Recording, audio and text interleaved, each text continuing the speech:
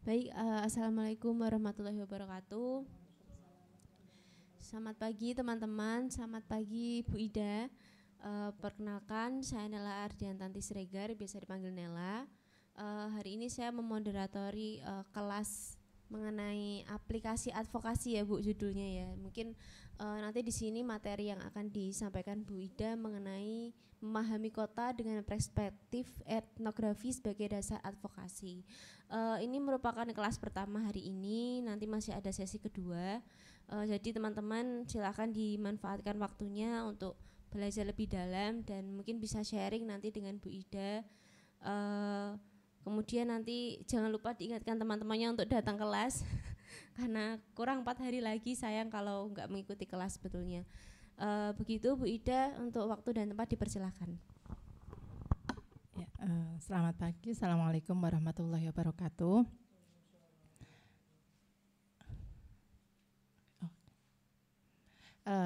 Perkenalkan ya, tadi sudah dikenalkan oleh Mbak Nela, nama saya Ida. Saya sehari-hari sebenarnya mengajar di prodi S1 Antropologi Undip, ya, temannya Mas Adin. Tetapi saat ini saya sedang mengambil S3 juga di antropologi di UGM, sehingga ini sudah semester ketiga ya, sehingga sudah saya 1,5 tahun sebenarnya saya nggak ngajar kelas gitu. Jadi seneng banget ya hari ini saya bisa ketemu sama teman-teman lagi. Harapannya nanti saya nggak ngajar sih ini ya, saya sharing aja ya, kita sharing karena teman-teman juga berasal dari berbagai macam latar belakang ya. Saya kira teman-teman juga punya wawasan yang cukup lengkap gitu ya tentang kota ini. Nah, di sini saya diberi judul sama Mas Adin kemarin, aplikasi advokasi gitu ya. Memang tadinya mungkin saya tidak tahu apakah memang spesifik ke gender atau tidak, tapi sepertinya saya lihat karena teman-teman beragam mungkin tidak perlu spesifik kita membahas ke gender ya, karena nanti dengan advokasi ini saya yakin teman-teman bisa meramu dari berbagai macam sudut pandang. Nah, di sini saya ngambil judul memahami kota dengan perspektif etnografi sebagai dasar advokasi. Ya, ini berangkat dari latar belakang saya antropologi ya, yang dimana kalau antropologi itu menghasilkan tulisan ya, menghasilkan misalnya teman-teman kalau dari arsitektur gitu ada gambar 3D itu hasil kerjanya itu ya. Tapi kalau saya ya sebagai seorang antropolog biasanya kita hasil karya kita atau tulisan kita itu disebut sebagai etnografi ya. Mengapa saya mengambil etnografi ini? Karena saya lihat bahwasanya etnografi ini bisa diaplikasikan ke berbagai macam bidang ilmu ya.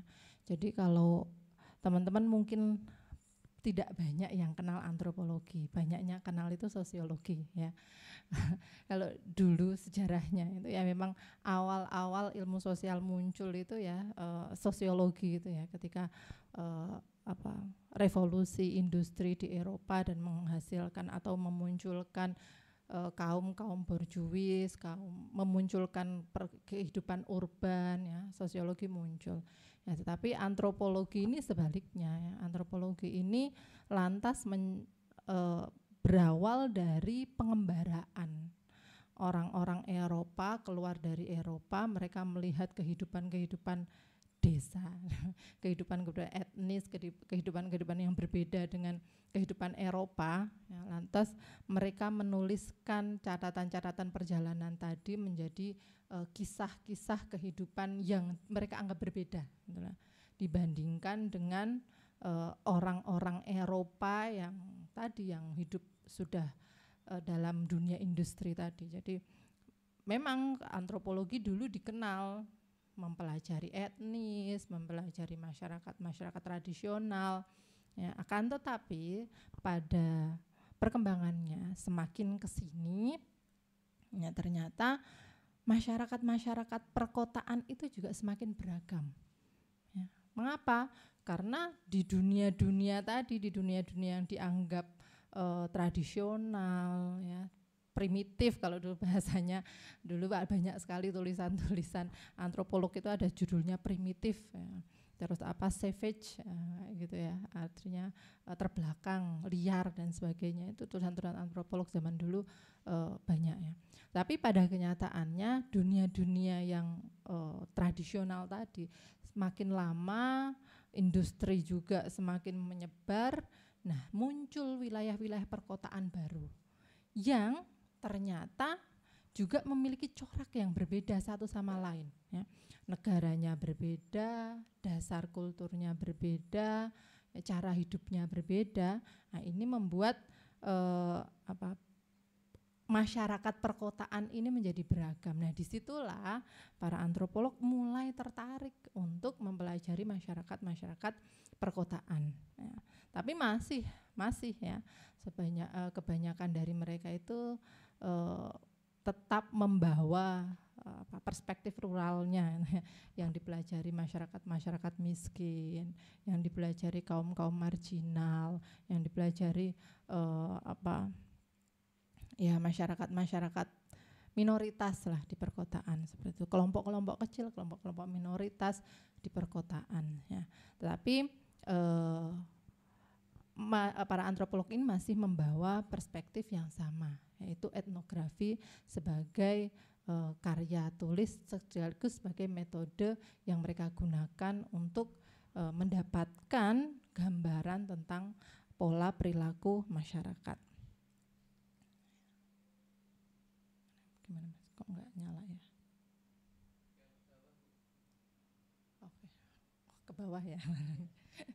Oke ya, memahami kota ya. Tadi ya, memahami kota dengan perspektif antropologi. Kita berawal dari memahami kota.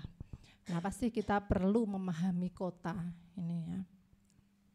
Yang pertama yaitu kota merupakan ruang sentra kehidupan yang dapat dilihat dari berbagai sudut pandang, yaitu kita ya dalam perspektif antropologi tidak lagi dilihat kota itu sebagai wilayah yang seragam ya, dengan masyarakatnya yang monokultur, semuanya hidup dengan cara yang sama, dengan perilaku yang sama, tren fashion yang sama. Itu kan kalau di kota itu kan tren fashion cepet ya, orang pakai baju ini ya, tiba-tiba sudah semuanya pakai baju itu dari pakaian saja ya, belum lagi pertumbuhan kuliner misalnya. Saya ingat dulu itu coffee shop itu kan muncul merebak di Indonesia itu tahun 2015 kira-kira ya, sekitar 2015. Saya ingat dulu itu kebetulan karena suami saya itu dulu kuliah di Korea, saya pernah nengok beliau ke Korea selama beberapa bulan. Saya lihat coffee shop banyak di Korea ya, di perkotaan Korea gitu. Kalau di Indonesia nih masih jarang, tapi begitu saya pulang ke sini ternyata bermunculan, satu muncul di sana lagi muncul daerah, sekalipun timbul tenggelam ya, seperti itu. Nah, kota ya. Tapi di balik keseragaman kota ini ya, ternyata ya kota itu ya harus kita lihat dari berbagai sudut pandang, tidak hanya dari satu ragamnya saja ya. Lalu kehidupan masyarakat di wilayah perkotaan termanifestasi dalam perilaku, tindakan maupun aktivitas kehidupan. Jadi kalau kita lihat ya, masyarakat kota ya tidak hanya sebatas pada fisiknya saja, materinya saja ya, tapi juga dalam perilaku mereka. Jadi memahami kota, kita tidak hanya memahami fisiknya kota, bangunannya, terus tata ruangnya ya, gimana sih bentuk bangunan yang sesuai AMDAL di kota misalnya ya. Tapi juga kita perlu memahami perilaku, tindakan maupun aktivitas kehidupan masyarakat perkotaan ini, karena bagaimanapun juga kehidupan masyarakat perkotaan di wilayah perkotaan itu ya tentu saja itu akan muncul dari perilaku mereka. Orang kota punya perilaku yang berbeda dengan misalnya orang desa. Nah, orang kota di kota, misalnya ini Semarang nih, saya kan aslinya Jogjanya kota gitu ya, tapi ketika melihat ketika datang ke Semarang tuh ya kaget ya, agak kaget saya. Teman-teman saya juga beberapa waktu lalu ada yang dari Jogja datang ke Semarang, mereka bilang, kalau di Jogja itu pegawai Alfamart itu ya mari munduk-munduk gitu ya. Kalau di sini orangnya cenderung cuek-cuek ya, padahal sama-sama kota nih kita nih ya. Orang Semarang sama orang Jogja tuh, Jogja kota, sama-sama kota, tapi perkembangannya berbeda sekali, perilakunya berbeda sekali. Lalu yang ketiga, jangan lupa bahwa aspek fisik perkotaan juga memberikan kontribusi pada perilaku sosioantropologinya. Kita memang melihat perilaku masyarakatnya, tapi bisa jadi perilaku masyarakat itu juga dipengaruhi oleh fisik perkotaan. Ya. Jadi ketika di kota itu dibangun sesuatu yang baru, ya, secara fisik diubah misalnya, atau muncul mode transportasi baru, mode transportasi baru, terus dengan halte-haltenya, kalau dulu kan orang nyegat di pinggir jalan ya, sembarangan di pinggir jalan, dengan halte-haltenya. Nah sekarang ternyata perilaku pembangunan halte itu juga akan mempengaruhi perilaku masyarakat kota atau mengubah mindset masyarakat kota tentang pola transportasi. Jadi kehidupan memahami kota itu ya, memahami perilaku masyarakatnya, sekaligus memahami bahwa aspek fisik perkotaan itu mempengaruhi, dua-duanya saling mempengaruhi. Masyarakat mempengaruhi aspek fisik perkotaan juga akan mempengaruhi perilaku masyarakatnya. Selanjutnya, ya, dominasi kota terhadap masyarakat pedesaan telah diidentifikasikan dengan dua fenomena. Ya, ini yang juga menjadi salah satu fokus para antropolog. Ya. Kita tidak melihat kota itu sebagai satu entitas yang terpisah. Ya. Kalau kota itu kan kalau tidak salah asli katanya itu dia itu pagar, itu dari bahasa Yunani atau pagar ya. Jadi suatu wilayah yang terpagari, yang menyendiri gitu dari wilayah perkotaan. Ya, makanya namanya pagar. Di dalam pagar itu ada apa-apa nih, ada gedung, ada pemukiman, ada sekolahnya, ada pasarnya. Ya, kalau teman-teman lihat bangunan-bangunan atau pusat-pusat pemerintahan zaman dulu, misalnya Keraton Yogyakarta itu kan ada keratonnya, ada pasarnya, ada masjidnya, ya, terus ada ruang publiknya, ya, jadi satu, itu sudah menjadi satu. Ya. Itu kalau mindsetnya orang Belanda dulu seperti itu, terpusat, kota itu terpusat gitu ya. Tapi kita juga harus memahami bahwa desa dan kota itu sekarang sudah tidak lagi menjadi entitas yang terpisah satu sama lain. Ya, jadi kontak desa dan kota itu sekarang lebih erat, sehingga masyarakat urban dengan masyarakat rural sekarang menjadi dua entitas yang tidak lagi terpagari secara erat gitu ya. Dulu kita mau kemana, mau ke kota, jelas kotanya mana. Saya itu tinggal di Ungaran, tapi Ungarannya yang bawah gunung itu, Ungaran Timur itu. Orang mau bilang, saya mau kemana Bu gitu. Saya mau ke sana gitu misalnya, mau ke Masjid Agung Ungaran itu. Oh, mau ke Ungaran lah. Batinku sini ya Ungaran. Kenapa bilang Masjid Agung itu Ungaran? Tapi Ungaran saya karena di pucuk gunung, mereka orang-orang zaman dulu masih melihat itu sebagai suatu yang berbeda, gitu ya. Wilayah tersendiri gitu ya, bukan wilayah mereka, bukan bagian dari diri mereka. Lalu penduduk kota semakin besar bila dibandingkan dengan desa ya, sehingga persoalan yang lebih kompleks dan sulit diketahui memicu keunggulan masyarakat perkotaan daripada orang desa secara kualitas maupun kuantitas ya. Jadi ya urbanisasi yang besar-besaran ya, daya tarik kota ya, menjadi kota ini padat dan masyarakatnya semakin banyak dan semakin kompleks.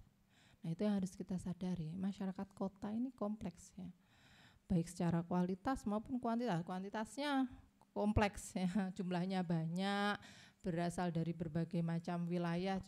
Teman-teman di sini kan juga wilayahnya berbeda-beda ya.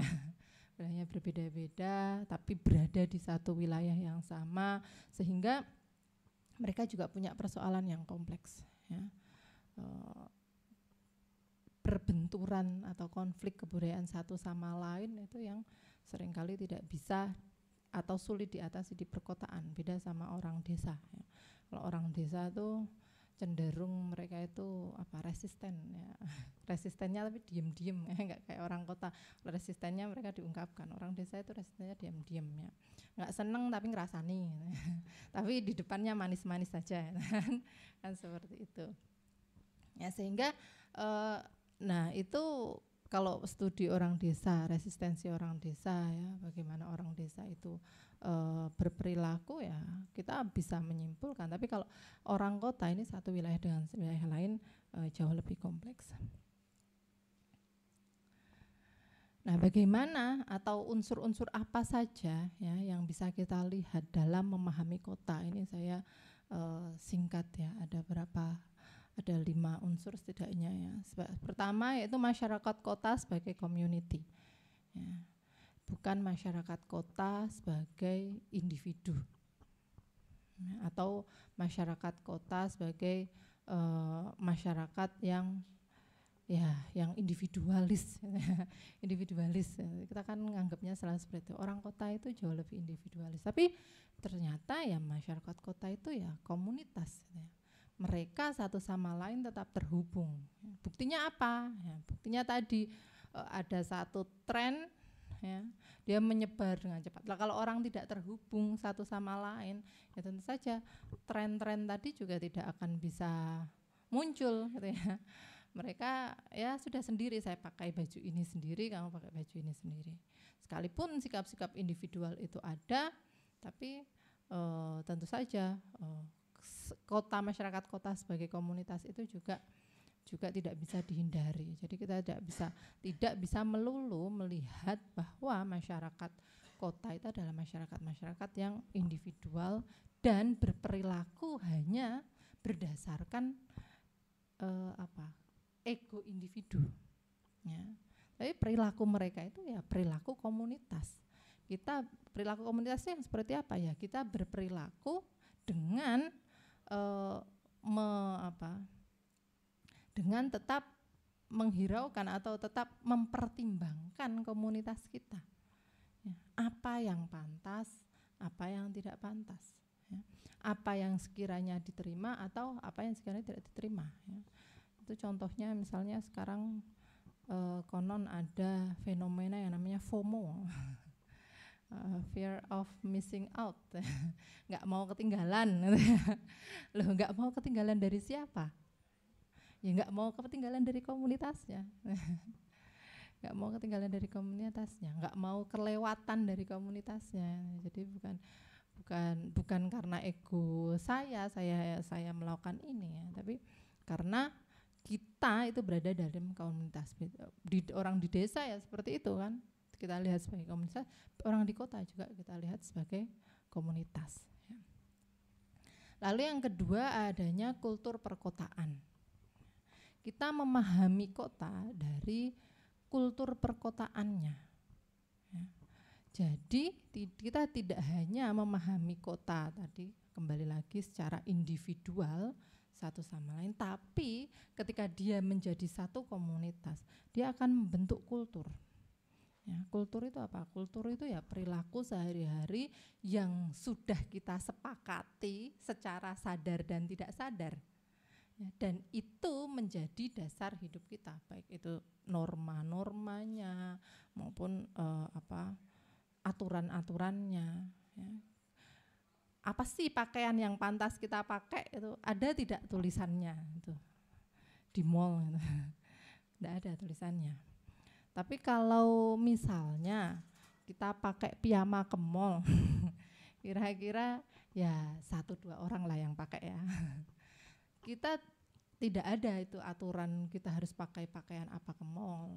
Misalnya kita harus pakai pakaian apa ketika kondangan misalnya, ya. Tapi norma-norma itu ada di benak kita, begitu saja. Lalu kita lakukan begitu saja, menjadi dasar dalam kehidupan kita. Nah, itu yang dinamakan sebagai kultur, ya. Jadi jangan salah ya kalau kita ngomong kebudayaan, ngomong kultur itu kan bahasa Indonesia kebudayaan ya. Kalau kita ngomong kebudayaan, ya seringkali terus kita ngomonginnya apa? Tari tradisional, ya, makanan tradisional, pakaian tradisional, rumah tradisional dan tradisi ritual dan sebagainya, ya. Tapi ternyata kebudayaan itu tidak hanya itu, ya. Ada norma-norma yang kita sepakati secara tidak sadar dan itu menjadi dasar dari perilaku kita, ya. Itu yang namanya kebudayaan. Misalnya lagi kelas nih, oke, kita kelasnya santai, tapi kalau tiba-tiba ada yang rebahan kan itu dianggap juga sebagai anomali kan, nggak pantas, ya. Sesantai apapun tidak dianggap pantas. Nah, jadi mau ngantuk kayak apa nih, aduh bosen nih Bu Ida nih ngomong apa, nggak akan rebahan gitu ya, paling ya tekluk-tekluk gitu, jatuh pun masih berusaha untuk bangun lagi, ya. Di kelas kan juga seperti itu ya, kalau kuliah, ya itu dasar dari perilaku kita. Ya, kultur perkotaan itu juga ada, ya. Hal-hal yang mendasari perilaku masyarakat, yang mendasari norma, yang mendasari aturan-aturan dari masyarakat, ya itu juga ada. Ya itu yang harus kita pahami juga. Kenapa? Karena ya, kultur itu mempengaruhi perilaku, ya, dan perilaku itu nantinya juga akan membentuk kultur. Itu melingkar. Ya. Ketika bagaimana ketika perilaku itu membentuk kultur, ya biasanya ada konflik dulu. Misalnya nih, yang tadinya ya kita menganggap bahwasannya berpakaian mix, sekarang tuh cewek kue, fashion gaya kue gitu ya, fashion gaya kue gitu. Kalau orang dulu tuh ya nggak pantas gitu kan, kalau orang dulu bilang nggak pantas, apa sih pakaiannya warna-warni, nabrak-nabrakan gitu kan. Kalau orang dulu kan maunya serasi, ya, dari atas sampai bawah. Kayak saya ini ya belum pede juga pakai kue-kuean karena mindsetnya masih mindset dulu gitu ya. Tapi ketika ada orang menciptakan fashion itu, dia akan jadi konflik dulu. Konfliknya apa ya? Dianggap tidak pantas ya. Tapi lama-lama itu nanti akan diikuti oleh orang banyak kan. Ada yang mengikuti. Nah, itu nanti jadi kultur baru. Orang lantas memahami dan tadi memunculkan kata cewek kue, cewek bumi, cewek mamba atau ya, fashion bumi dan sebagainya, memunculkan itu juga kultur baru gitu ya. Itu kultur baru yang muncul dari perilaku masyarakat. Nah, ketika sudah ada kategorisasi tadi ya, orang lantas berfashion sesuai kategorinya. Kalau kue ya kue, kalau bumi ya bumi, ya, jangan campur kue sama bumi gitu kan ya. Kue sama bumi nggak bisa campur tuh. Nah, nanti bisa jadi di ke depan ada juga yang nyampur kue sama bumi misalnya ya. Monokrom sama colorful ya nggak bisa campur gitu kan. Nah, sekarang adanya nih monokrom nih, fashionnya monokrom, colorful gitu kan. Nah, itu kultur perkotaan. Nah, kultur perkotaan ini juga muncul dari perilaku di banyak tempat ya. Misalnya kita akan melihat secara berbeda nih. Ini wilayah ini ya. Ini tuh kota tapi ada hutannya itu ya. Itu kota tapi ada hutannya itu. Ketika masuk, saya yakin ya perilaku bertetangga di wilayah ini ya, nanti akan berbeda misalnya dengan perilaku bertetangga di pusat kota Semarang yang lain gitu ya. Atau Tembalang misalnya, kalau Tembalang itu sepertinya agak, kalau saya lihat ya, Tembalang, Banyumane itu kan dulu kota penyangganya Semarang ya. Begitu sekarang sudah rame ya, dia bisa dibilang sebagai kota baru. Ya. Dulu saya itu kalau dari Ungaran mau ke Ada itu ya, ke Ada itu rasanya udah jauh banget ya, udah jauh. Dari Ungaran ke Ada itu rasanya sudah jauh ya, sudah kota itu ya, sudah kota. Ya, tapi kalau saya dengar cerita orang-orang, misalnya orang-orang tetangga-tetangga saya yang sudah lama di Semarang, mereka ngomong Semarang itu ya baru sekitaran ya Anjasmara, terus mana itu ya sekitaran Banjir Kanal dan sebagainya, atau Simpang 5, mereka sudah bilangnya kota itu di situ ya.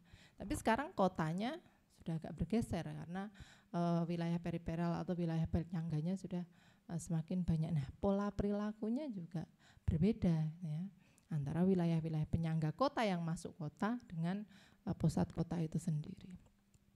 Nah, jadi kultur perkotaan ini harus kita lihat ya. Apa sih norma-norma yang mendasari perilaku warga kota? Apa sih aturan-aturan dan bagaimana pola pikir mereka yang mendasari perilaku warga kota? Kalau teman-teman mungkin kemarin sudah dapat materi dari Mas Adin tentang antropologi masuk kampung ya.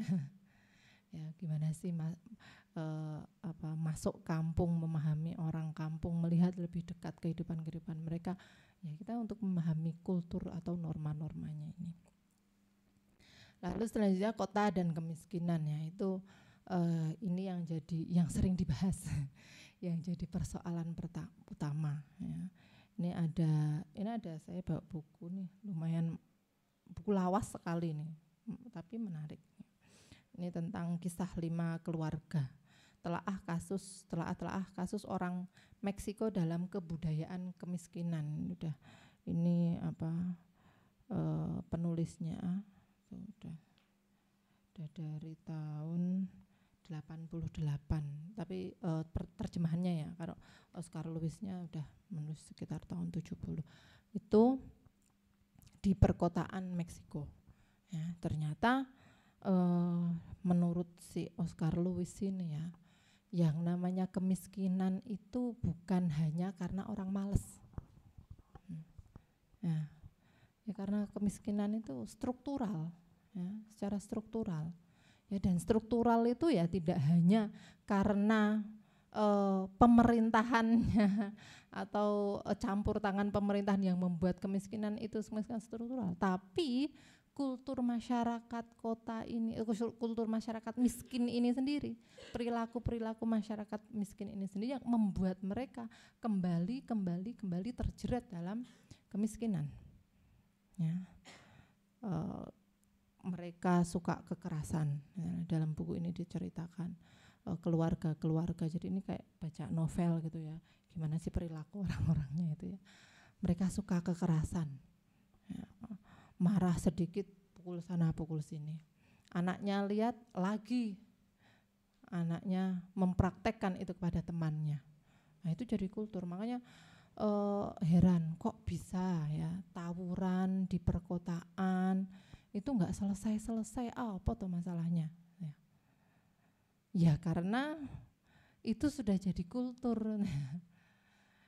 Kenapa sih kemiskinan di perkotaan itu enggak selesai ya masalahnya ya, padahal di kota konon katanya akses pekerjaan lebih banyak, akses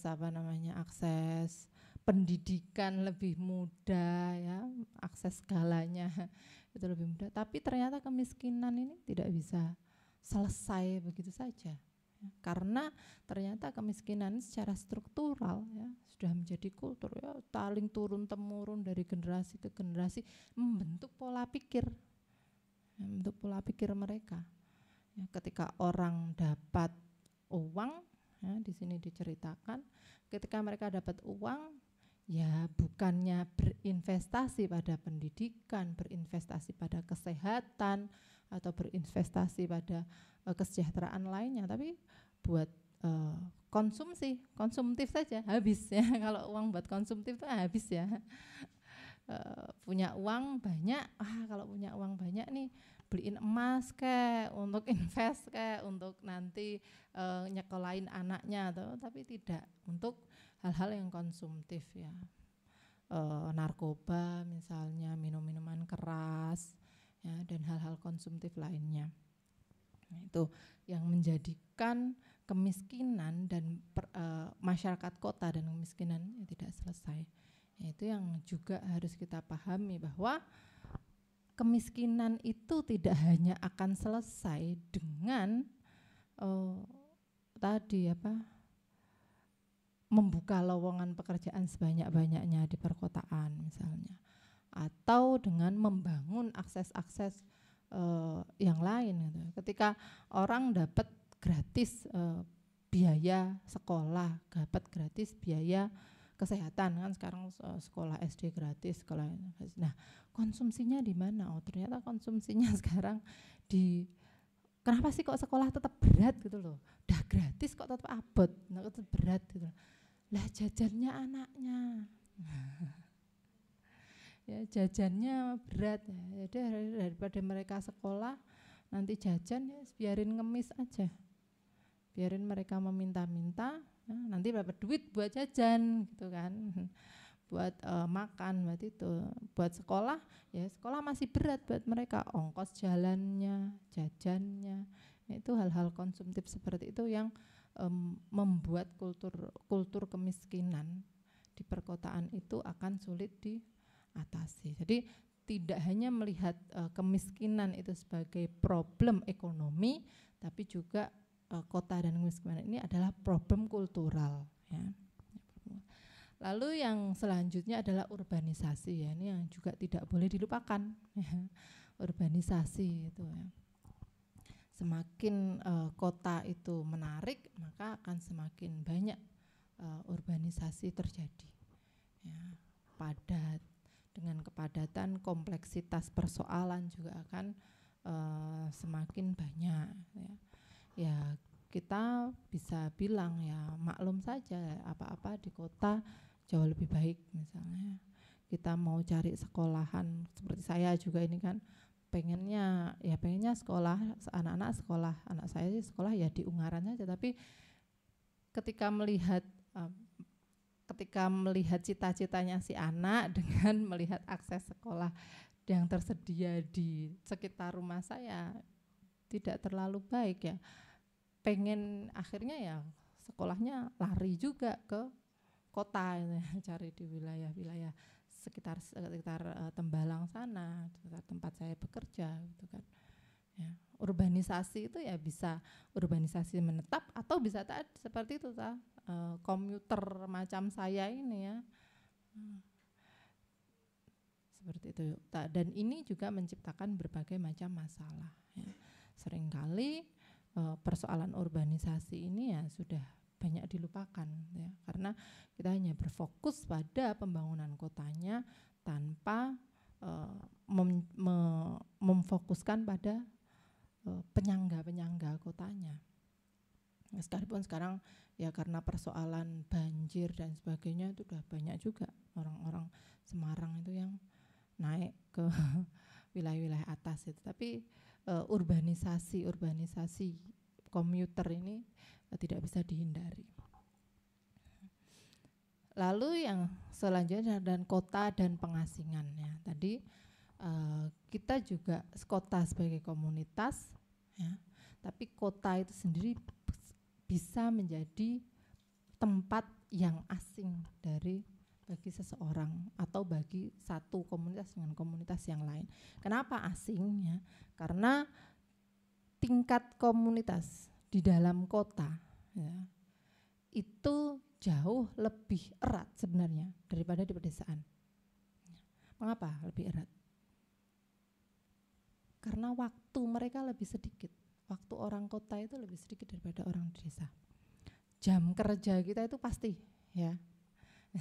kerja dari jam 8 sampai jam 5 misalnya ya. Setelah itu kita akan meluangkan waktu untuk komunitas kita. Dalam artian komunitas yang kita luangkan itu terbatas. Ya. Saya main ya sama ini gitu ya. Masuk saya jadwal main hari ini sama komunitas motor, main besok lagi sama komunitas game, main besok lagi. Nah, waktunya habis gitu ya. Sehingga sebenarnya kelekatan, kekerabatan orang kota itu terbatas sekali. Karena terbatas mereka jadi kelompok-kelompok komunitas-komunitas satu sama lain itu terpisah, terasing. Ya. Nah, itulah yang memungkinkan nanti memunculkan konflik-konflik antar kelompok. Ya. Jadi kita juga tidak bisa, kita juga harus memahami bahwa kota itu bisa jadi sumber dari pengasingan itu sendiri. Ya, kalau duluan di tengah bisingnya kota merasa kesepian misalnya, kalau bahasa puitisnya itu kan, tengah bisingan kota itu ada pengasingan. Nah, di sini pengasingannya itu bukan pengasingan individual, tapi pengasingan komunitas itu sendiri. Sekalipun ya pengasingan individual itu ada ya. Ya itu yang tidak yang harus kita perhatikan. Ya. Sampai sini mungkin ada pertanyaan dulu sebelum dilanjut. Belum. Silakan.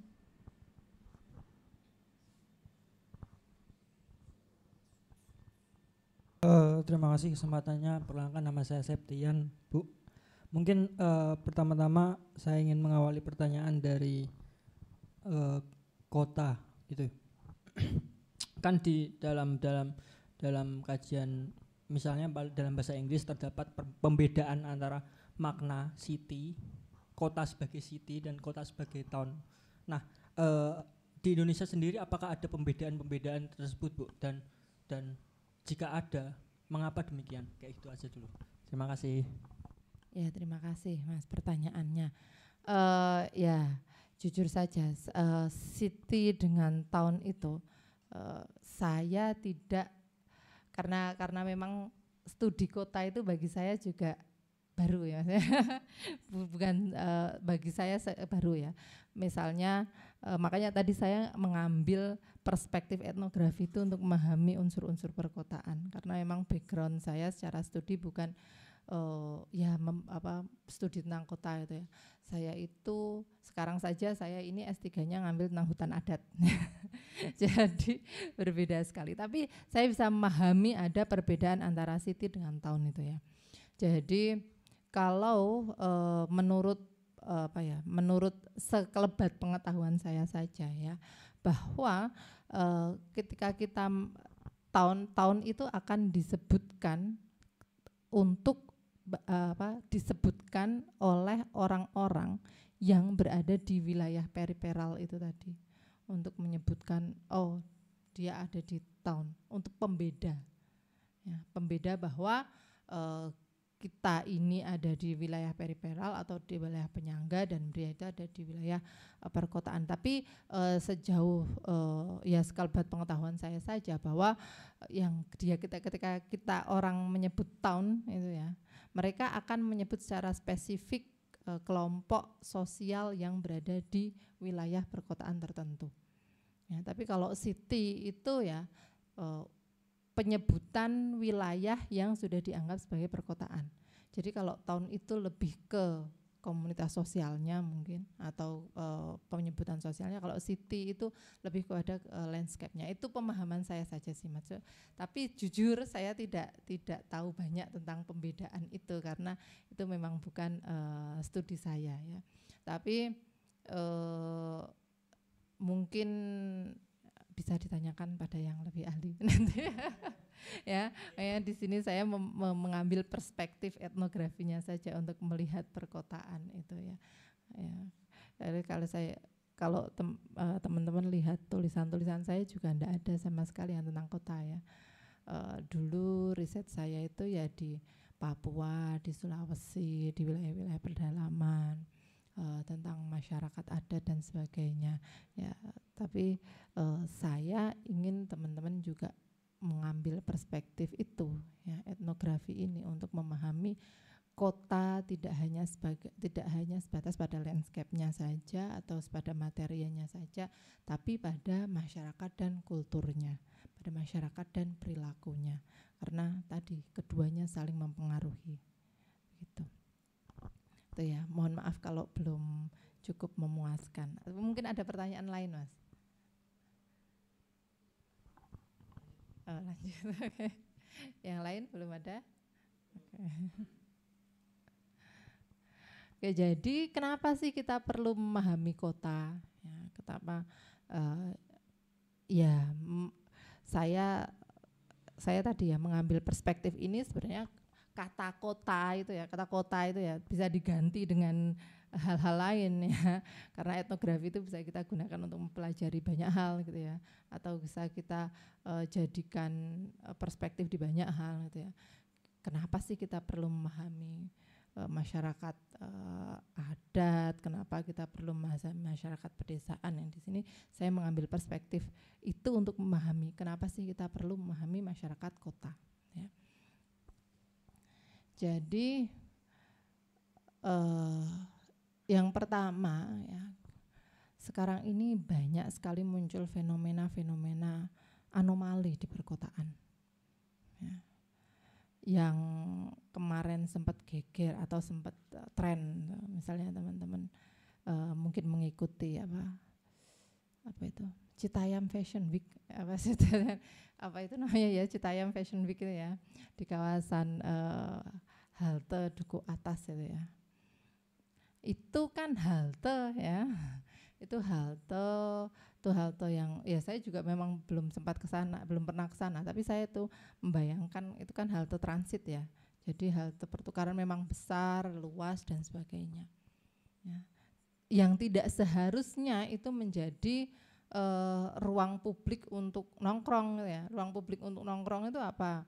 Ya, taman kota ya, alun-alun, lapangan, ruang nonton. Tapi kenapa di halte itu ya, tiba-tiba banyak orang datang ke sana ya, terus muncul itu sih komunitas-komunitas yang disebut sebagai Citayam Fashion Week itu tadi ya, karena ya itu sebagai satu bentuk anomali juga ya, karena bisa jadi kota, ruang-ruang publik yang disediakan oleh kota ya, itu dianggap atau tidak sesuai dengan apa yang diinginkan orang kota itu sendiri. Ngapain kita ke taman? Kita kan perlunya ya berada di ruang publik di mana orang banyak bisa melihat kita. Ya, di taman kealingan pohon-pohon nih, ya di taman nggak banyak orang berlalu lalang, karena mungkin itu bukan sentranya, bukan pusat gitu lah. Tapi kita butuh pusat nih, di mana orang-orang bisa melihat kita. Ya, manusia itu kan secara sadar atau secara secara alamiah mereka itu punya insting untuk diakui kan ya, dilihat dan diakui. Nah maka muncul itu kawasan Duku Atas yang memang itu kawasan yang terbuka, ada akses yang mudah, terbuka, banyak orang datang ya, orang-orang yang pakai halte, mereka bisa memunculkan eksistensi diri mereka atau diakui di sana. Tetapi dianggap bukan pada tempatnya. Nah, tempatnya bukan di situ tuh, nongkrong tuh nggak di situ, itu ganggu dan sebagainya. Nah, itu bukan tempatnya di situ, tapi itu terjadi. Nah, kenapa ya? Karena kultur eksisnya orang kota itu, orang-orang Jakarta, orang-orang pinggiran itu merasa tidak diakomodasi oleh ruang-ruang publik yang lain. Di taman banyaknya orang jogging, jalan-jalan lah. Kita kan ke sana nggak mau jogging ya, kita kan maunya show up gitu ya, nggak mau jogging, nggak mau kayak gitu ya. Nah, dengan kita tidak memahami masyarakat kota dengan baik ya bisa jadi ya pembangunan perkotaan itu akan memunculkan anomali-anomali yang lain. Ya. Tahu misalnya ini yang dekat sini itu kampung warna-warni itu ya. Kampung warna-warni dulu ketika baru-baru kampung Pelangi ini loh. Kampung Pelangi yang belakangnya pohon penjual bunga-bunga itu ya. Dulu ketika baru-baru ya di sana ramai, tapi sekarang sudah meredup ya. Kebetulan berapa tahun yang lalu ya, 2 tahun yang lalu juga ada salah satu mahasiswa itu yang bikin skripsi di sana itu tentang kampung Pelangi itu ya.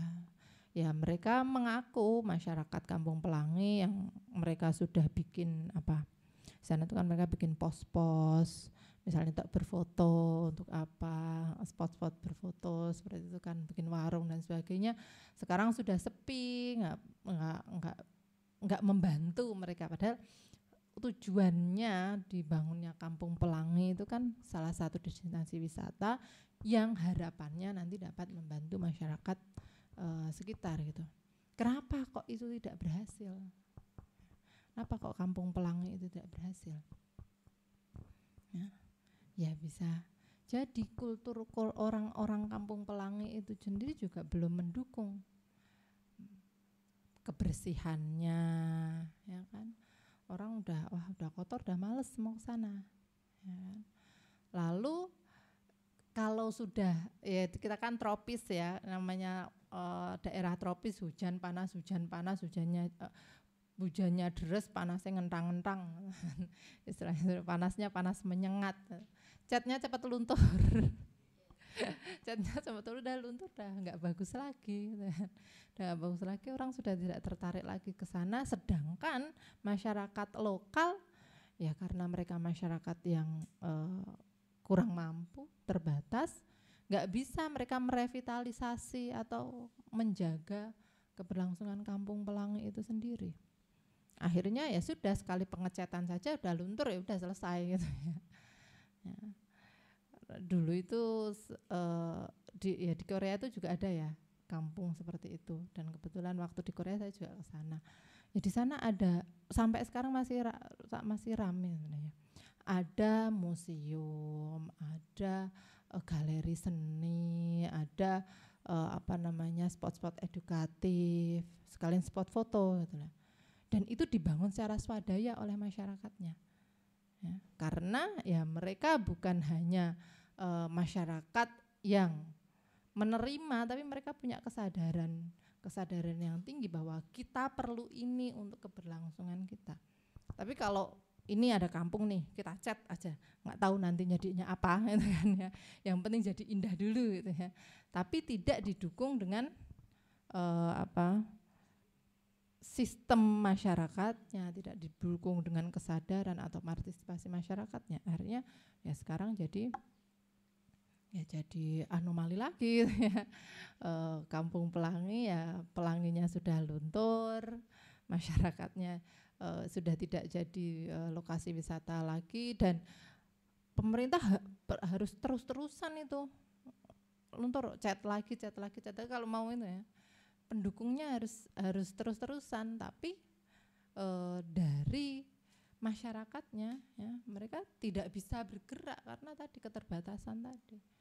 Ya, keterbatasan dan juga kultur mereka belum bisa menerima wisatawan. Belum lagi kalau sesuai dengan apa yang didapatkan oleh mahasiswa itu, saya tadi konflik lagi. Misalnya si warungnya ini rame, warungnya yang lain, atau gang yang ini rame, gangnya yang lain nggak rame, itu berkonflik lagi mereka. Hal-hal seperti itu yang jika kita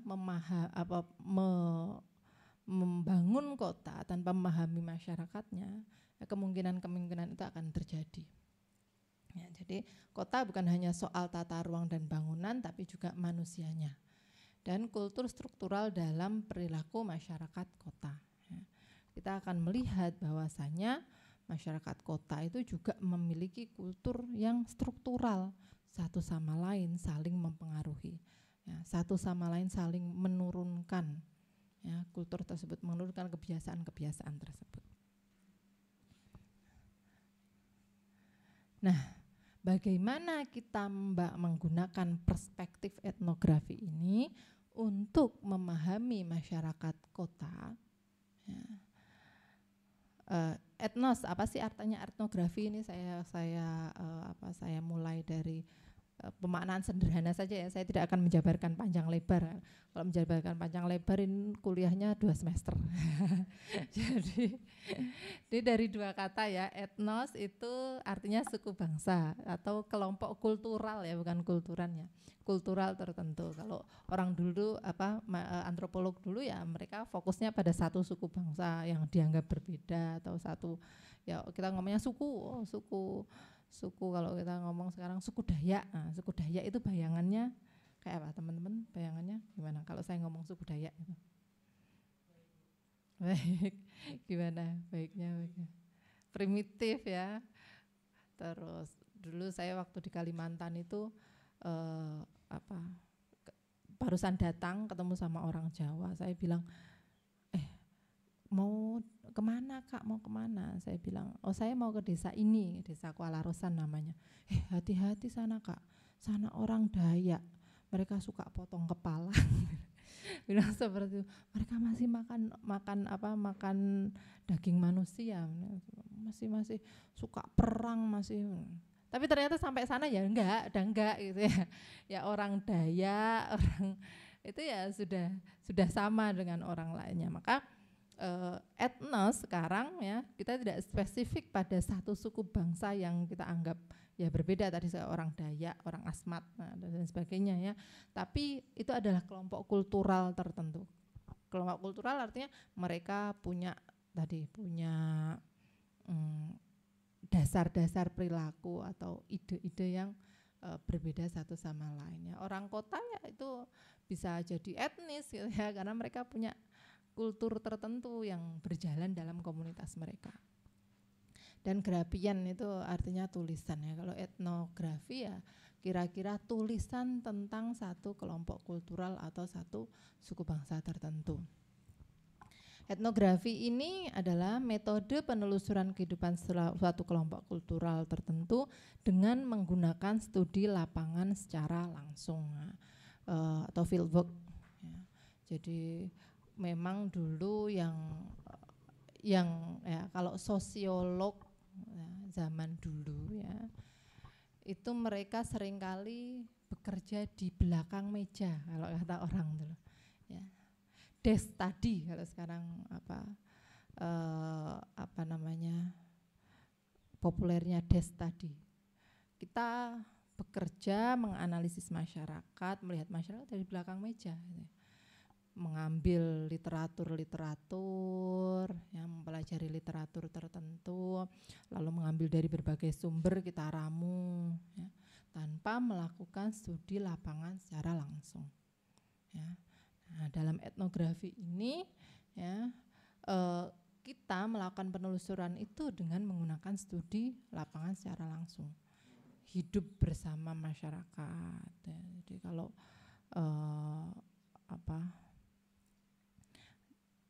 istilahnya sekarang tuh melokal, melokal ya, berperilaku, hidup dengan masyarakat, ya, memahami masyarakat dari sudut pandang mereka, dari kacamata mereka. Ya. Tidak kita itu datang atau kita itu memandang masyarakat dengan frame-frame tertentu, dengan teori-teori, ya. Oh teorinya A seperti ini, oh masyarakat seperti ini, oh dia cocok nih sama teorinya ini. Nah, tapi kita melihat dari sudut pandang masyarakat sendiri. Ya mulanya etnografi ini diterapkan pada masyarakat rural yang menjadi fokus sebagian besar antropolog atau etnoscience. Ya. Dominasi kehidupan urban membuat studi masyarakat urban juga dikembangkan selanjutnya. Seperti tadi yang di awal saya ceritakan ya. Jadi dulu para etnografer atau antropolog ini kan studinya tentang masyarakat-masyarakat pedesaan, ya, masyarakat-masyarakat tradisional, suku-suku terasing ya. Tapi sekarang ya, ketika kehidupan urban ini sudah mulai bermunculan dan ternyata juga beragam ya, tidak hanya tidak sama ya, maka studi-studi etnografi di masyarakat perkotaan juga mulai dikembangkan.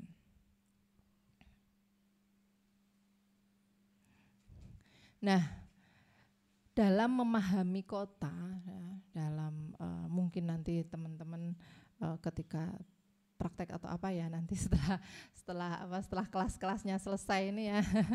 Nah, ada beberapa prinsip etnografi yang mungkin dapat diterapkan. Yang pertama adalah field work atau studi lapangan tadi ya, dengan menyelami perilaku masyarakat perkotaan. Ya, kalau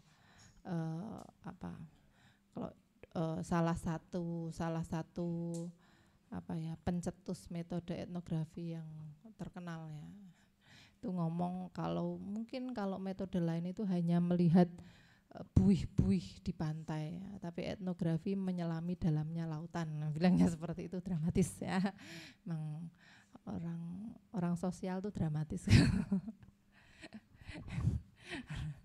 Kakean drama. Fieldwork ya, beda kan orang eksak tuh pasti orang sosial tuh dramatis ya.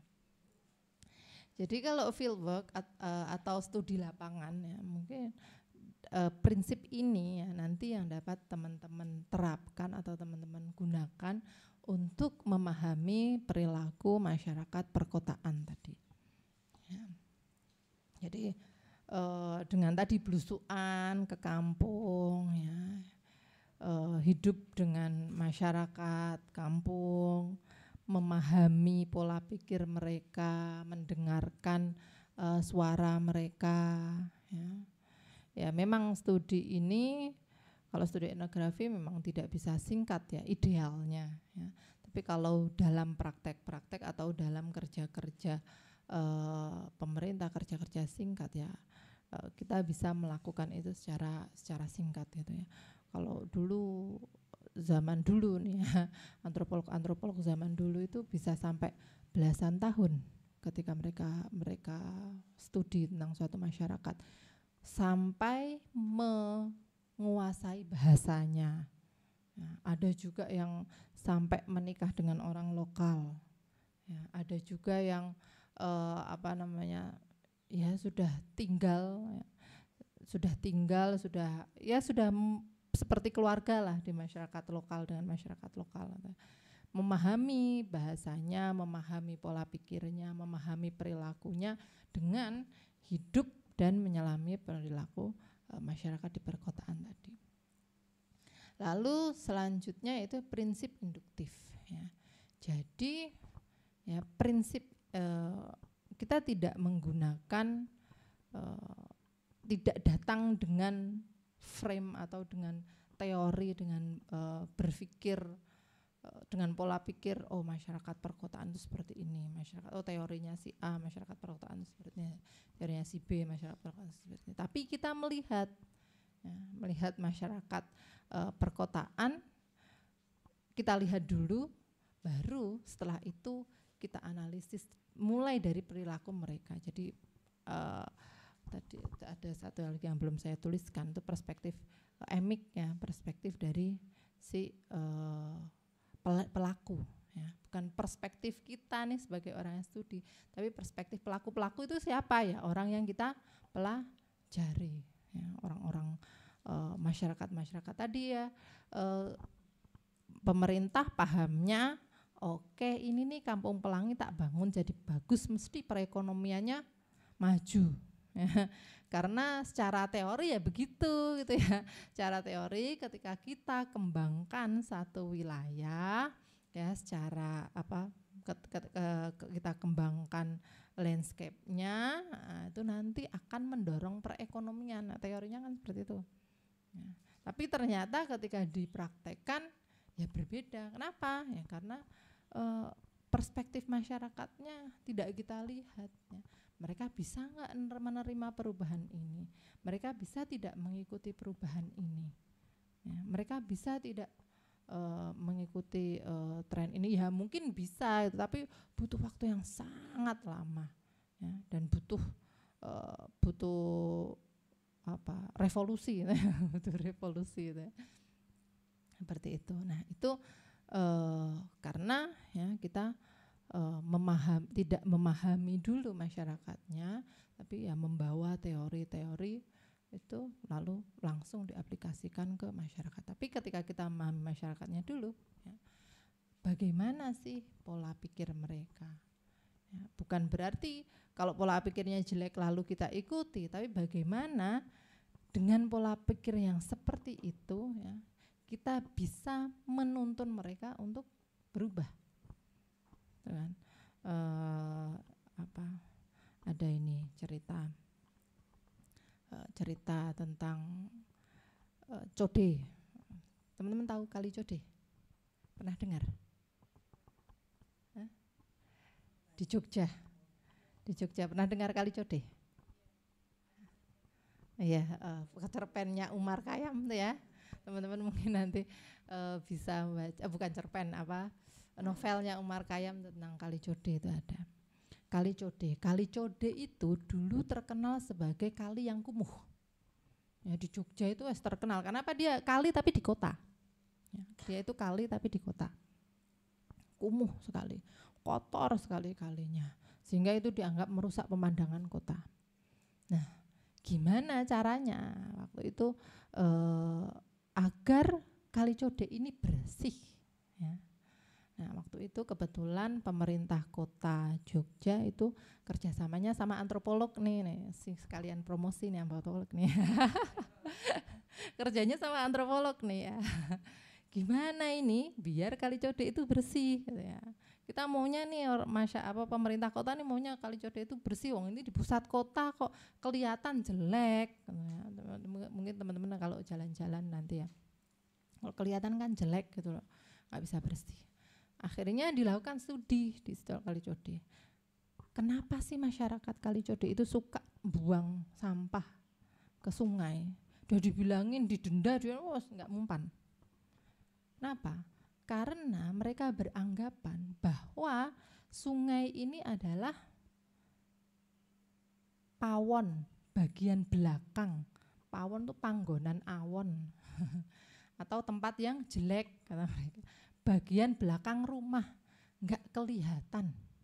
Alah cuma belakang rumah ya. Kita kan kalau nyembunyiin apa-apa di belakang ya. Ini dari depan wah rumahnya bagus rapi, ternyata di belakang semuanya berantakan misalnya seperti itu. Kita buang sesuatu kan ke belakang ya. Buang sesuatu ke belakang, buang sampah apa. Dapur itu kan makanya kalau orang zaman dulu di belakang ya. Karena dapur, kamar mandi itu kan disebut sebagai tempat yang kotor gitu ya.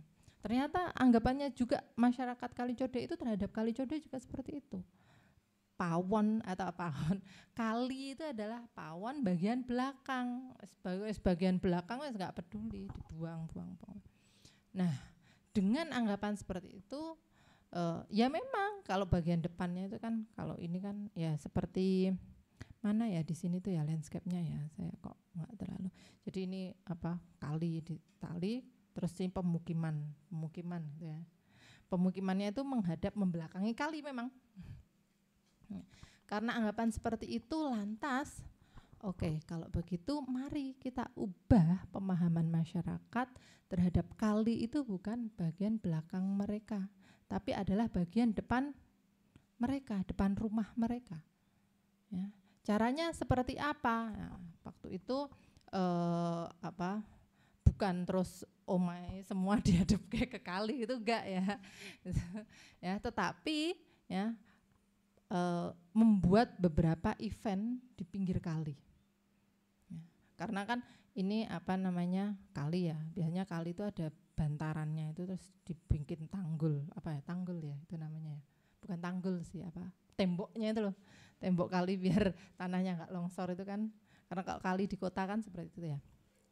Kan agak tinggi. Nah, kali terus setelah itu ada jalannya, ada jalan setapak kecil seperti itu. Nah, jalan itu diperlebar.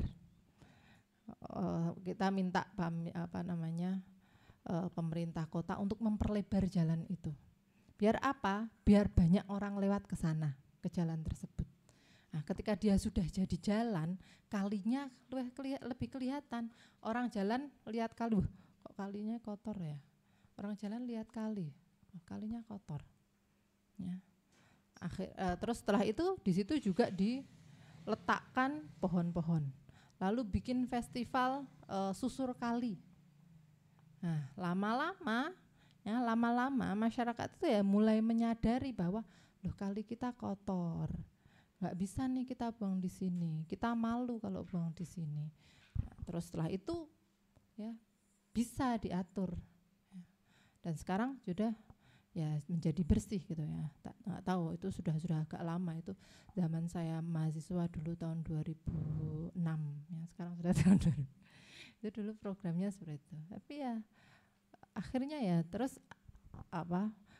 wilayah-wilayah kali itu menjadi bersih dan sekarang dicontoh oleh berbagai macam wilayah juga ya. Di beberapa wilayah juga. Sekarang itu sedang dibangun di Prambanan ya. Di Prambanan itu ada kali, mereka mau bikin river walk ya sekarang. Kalau terkenalnya river walk, jadi orang berjalan di pinggir kali ya. Makanya kalau teman-teman lihat di kota-kota besar dunia ya, di Seoul itu juga ada ya, di Korea itu juga ada ya river walk. Ya kalinya bersih karena buat jalan ya. Udah jam berapa Mbak ya? 11:30, oke. Nah itu tadi memahami secara individu dan bottom up gitu ya, dari masyarakatnya dulu kita pahami, nggak gedabruk kita bangun nggak gedabruk atau tiba-tiba kita ubah gitu ya, tapi kita pahami dulu perspektif berpikirnya sebenarnya apa, sehingga kita mengikuti alur itu untuk mengubah mereka ya, bottom up. Nah di sini yang selanjutnya adalah partisipatif ya. Melibatkan masyarakat dalam perubahan, bukan hanya memberi tapi melibatkan mereka dalam perubahan tersebut. Nah ini prinsip-prinsip ini yang mungkin nanti bisa diterapkan dalam memahami kota dan juga membangun kota kita. Nah dari sini ya, dengan mengaplikasikan atau mengimplementasikan prinsip-prinsip tadi, kita bisa menciptakan advokasi yang lebih partisipatif ya. Mengadvokasi yang partisipatif. Jadi advokasi itu kan adalah usaha untuk mendapatkan pelayanan atau untuk mendapatkan hak-hak kita, hak-hak yang terlewatkan ya. Gimana sih masyarakat kota bisa mendapatkan kehidupan yang layak, bisa mendapatkan akses yang layak, bisa mendapatkan perekonomian yang layak secara partisipatif.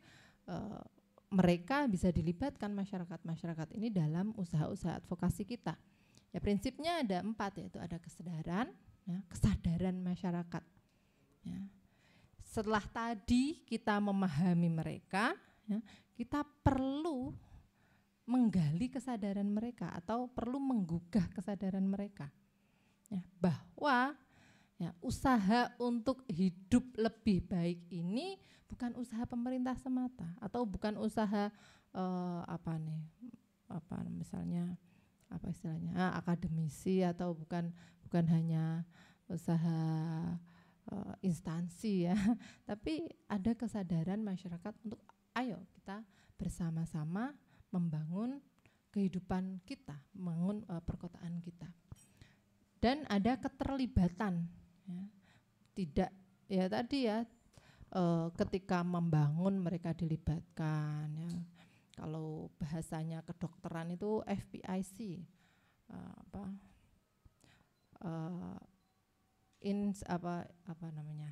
free, prior, inform, and consent ya.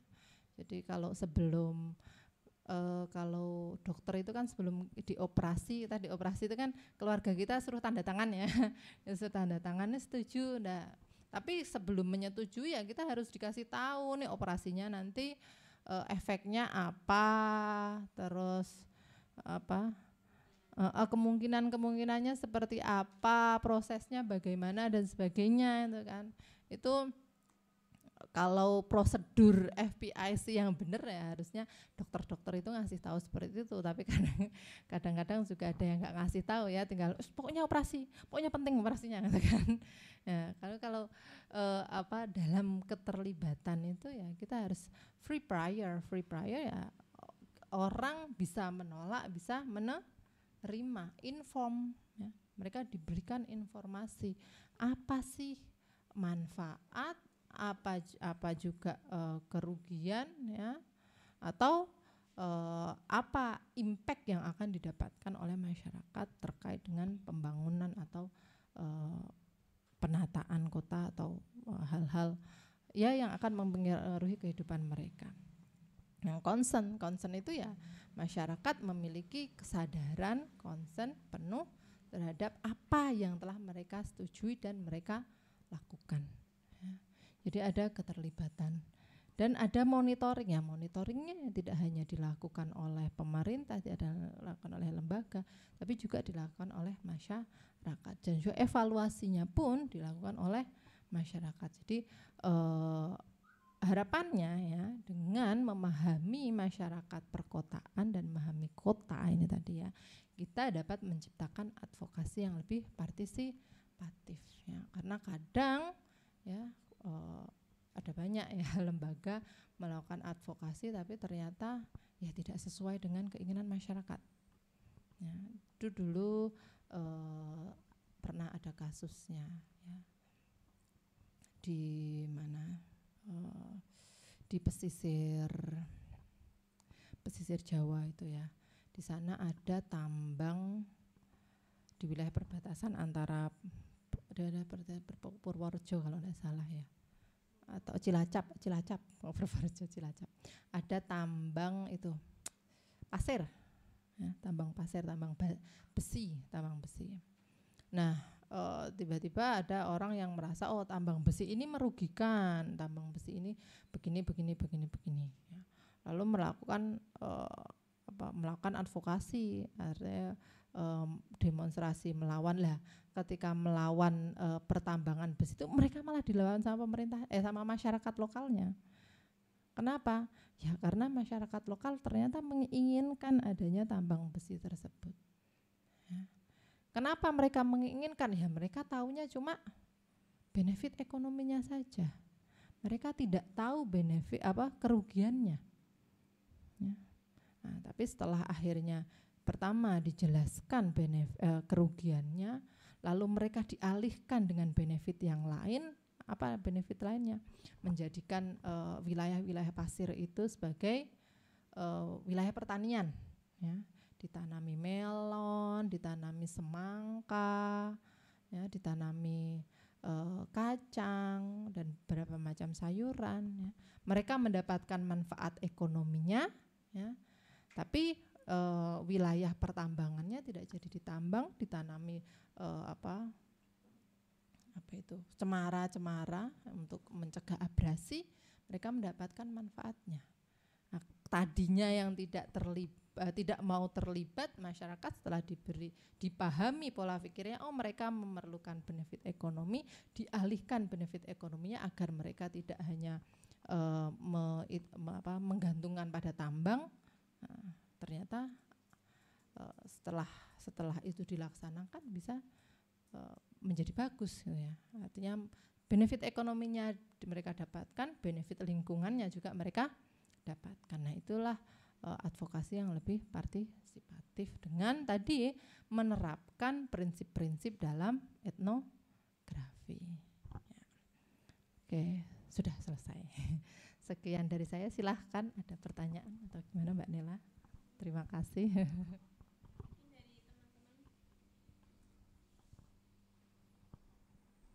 Mungkin dari teman-teman ada yang mau bertanya? Yang mau sharing mungkin. Saya justru tertarik ini sih Bu.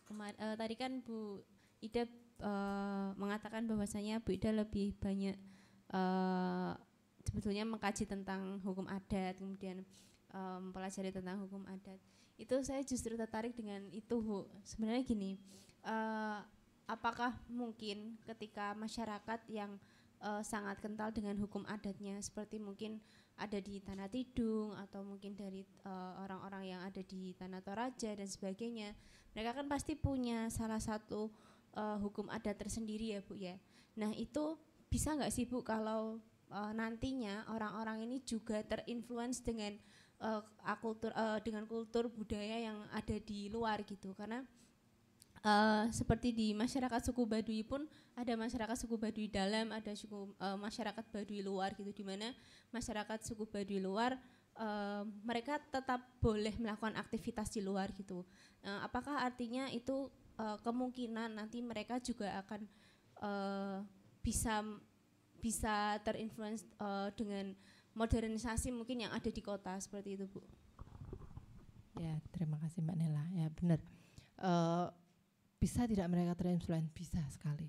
Dan justru itu yang menjadi fokus studi saya. Ya. Jadi selama ini sebagian besar dari kita akan menganggap bahwa kebudayaan dari masyarakat tradisional itu adalah kebudayaan yang berdiri sendiri. Ya, tadi orang suka ngomongnya kearifan lokal, ya, ngomongnya apa sih, warisan leluhur, ya, ngomongnya apa lagi. Tapi kita tidak sadar bahwa kearifan lokal dan warisan leluhur itu yang mendapat pengaruh dari banyak hal. Dia tidak muncul tiba-tiba. Ya, dia muncul tiba-tiba. Teman-teman tahu singkong? Singkong tahu kan? Kita menganggap singkong itu apa? Makanan tradisional, ya enggak? Ya kan? Oh, singkong. Padahal singkong itu impor loh. Singkong itu dulu awalnya dari Afrika, dibawa dendles ke Indonesia. Ternyata cocok nih di Indonesia singkong itu, dan cocok sebagai makanan, cocok ditanam di wilayah-wilayah yang tandus, ya. Dan itu bisa dihasilkan pati singkong, bisa untuk pengganti karbohidrat yang lain. Tapi sampai sekarang kita menggebu-gebu, wah itu singkong itu satu-satu kayak tuh singkong itu benar-benar asli Indonesia itu kan ya. Justru itu yang akan saya lihat, bagaimana masyarakat adat ini ya sama dengan komunitas-komunitas lain. Mereka kan tidak tinggal di dalam tempurung, ya, tidak tinggal di dalam tempurung tertutup, tidak ada orang lain masuk. Justru mereka tuh masuk satu sama lain. Saya mempelajari dulu saya mempelajari beberapa LSM sebetulnya ya, yang bergerak pada masyarakat adat. Ya, mereka bilang sebagai Aliansi Masyarakat Adat Nusantara. Nah ternyata mereka ya nggak ngadat-ngadat banget gitu. Ada yang bilang itu masyarakat adat check in check out. Kenapa? Karena mereka pergi dari satu hotel ke hotel lain, ikut konvensi di sana, ikut konvensi di sini. Check in bukan cuma check in hotel, tapi check in penerbangan sampai luar negeri. Mereka ikut pertemuan-pertemuan PBB, mereka ikut pertemuan antar masyarakat adat. Ya pakai baju adatnya pas di convention aja. Pas di luar itu, pas di pesawat ya pakai biasa. Mereka juga orang modern. Ya. Mereka orang modern yang ketika jatuh yang diselamatkan pertama kali laptopnya. Ada itu cerita itu ya, ketika dua orang, kebetulan mereka suami istri itu, salah satu ketua adat gitu ya. Mereka katanya naik motor, mereka bawa baju itu. Karena saya dulu risetnya di Sulawesi Tengah ya, bawa baju kayu, baju kulit kayu. Ya. Mereka bawa baju kulit kayu sama bawa laptop, ceritanya itu ya. Ketika nyebrang sungai, motornya terguling karena nyebrangnya nggak di jembatan, motornya terguling. Bapaknya cerita, yang saya peluk pertama kali ya laptopnya, dia lupa sama istri sama baju itu kulit kayunya, yang padahal baju kulit kayu kalau kena air ya rusak juga. Ya. Tapi yang diselamatkan pertama kali laptopnya justru itu yang masyarakat dimanapun ya tidak bisa kita melihat mereka adalah satu komunitas yang tertutup. Ya, mereka adalah ya mau adat yang kayak apa, mereka adalah komunitas yang sangat terbuka. Ya, studi-studi beberapa studi saya menunjukkan hal itu. Ya, di Kalimantan tadi saya cerita orang Dayak, ya. Orang Dayak, wah bayanginnya saya sebelum sampai sana itu ya bayanginnya ya, wah ternyata laki-lakinya ya lebih boys daripada orang Semarang. Ya betul. Karena apa? Mereka itu kan punya kebun karet. Ya. Ada yang sawit, ada yang karet. Kebetulan di tempat saya itu banyakan kebun karet. Yang itu penghasilannya bisa belasan juta per bulan. Setiap kali mereka ke kota itu untuk menjual karetnya, pulang duitnya itu sekepok. Wah sekepok aja, sekepok 2 kepok 3 kepok, bukan cuma sekepok gitu ya. Nentengnya pakai tas itu, tas anyaman plastik gitu lah, bukan anyaman plastik itu ya. Mereka pakai tas itu sekepok. Habis itu motornya ya, bukan motor lah, kalau di sini ya motor-motor matic gitu ya masih jalan, di sana nggak jalanan ya. Ya minimal kalau dulu itu Ninja. Minimal seperti itu. Ya mereka bukan masyarakat yang primitif yang terbelakang sama sekali. Ya. Belum lagi mereka yang dulu itu tadinya minum arak tradisional ya sekarang sudah minum alkohol bermerek ya seperti itu. Itu dimanapun ya. Saya mau bilang saya dulu di Papua juga pernah ya, di Papua di tempat yang naik kapal itu 1-2 hari naik kapal saya. Saking karena mabuk ya, saya nggak bangun sama sekali itu 2 hari. Ya, naik kapal untuk mencapai tempat tersebut ya. Ya tidak seperti bayangan saya orang-orang Papua pakai koteka, enggak. Ya mereka sudah naik kendaraan, mereka ya sudah pakai HP ya. Bahkan itu karena kalau orang Papua itu dapat, kalau sekarang dana desa istilahnya ya, itu besar, lebih besar daripada dulu zaman saya itu ke Papua tahun berapa ya, itu mereka sudah dapat 1 miliar lah. Di Jawa aja belum ada itu dana desa sampai segitu, tapi dulu namanya bukan dana desa ya, mereka bilang segitu sebanyaknya. Enggak diapa-apain. Enggak buat bangun jalan, karena jalan sudah tanggung jawabnya perusahaan. Kan di sana ada perusahaan sawit, ya kan? Ada perusahaan macam-macam perusahaan itu kan. Udah tanggung jawabnya perusahaan. Itu segelondong 1 miliar sudah pakai terserah buat apa. Jadi ya seperti itu Mbak Nela ya. Sangat-sangat mungkin sekarang di Tanah Toraja mereka bikin tradisi mengubur orang itu terinfluence. Sekarang saja sudah jadi destinasi wisata. Jadi enggak terinfluence dari mana? Mungkin bentuknya masih sama, tapi pola berpikirnya, dasar normanya sudah berbeda. Dasar normanya bukan lagi untuk memuliakan leluhur, ya, tapi dengan kepentingan yang berbeda, dasar norma yang berbeda ya, perilaku mereka mensikapi juga berbeda. Jangankan yang itu, kita lebaran aja lah ya. Ya sudah berbeda kan ya. Hawanya lebaran waktu saya kecil sampai sekarang ya masih sama, salaman-salamannya, sungkeman-sungkemannya, tapi dasar perilakunya sudah berbeda. Itu Mbak Nela. Terima kasih Bu Ida. Mungkin dari teman-teman ada yang mau bertanya? Mbak Dera.